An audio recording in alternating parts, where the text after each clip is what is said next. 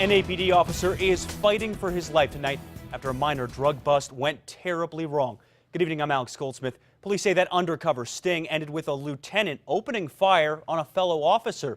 News 13's Emily Younger is live at UNM Hospital with the very latest on that case and that detective's condition. Emily? Alex, that officer is still in critical condition, and we're told he's gone through multiple surgeries. It all happened around 11:30 yesterday morning. Police say a pair of undercover detectives, who News 13 is not naming, were inside this black car in the parking lot of a McDonald's near Tramway and Central.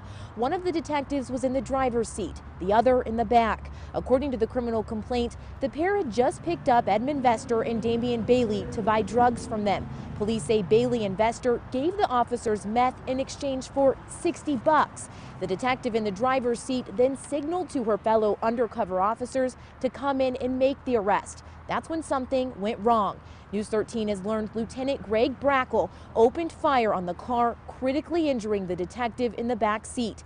APD will not say why the lieutenant pulled the trigger or how many times the detective was hit. It's unclear if the suspects were armed.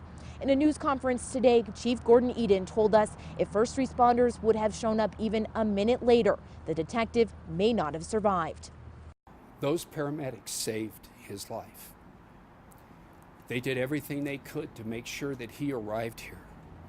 And we can't say thank you enough to the trauma team here. Now, the other detective who was in the car was hurt, but not seriously. The chief says the investigation into what happened yesterday could take weeks. Alex, back to you. Okay, thanks, Emily. The two suspects, Bailey and Vester, were both arrested and are booked on a $30,000 bond. They're not facing any weapons-related charges.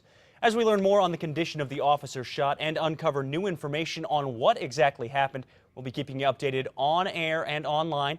You can read the full criminal complaint right now and watch the full briefing APD gave us this afternoon on our website, as I mentioned, krqe.com.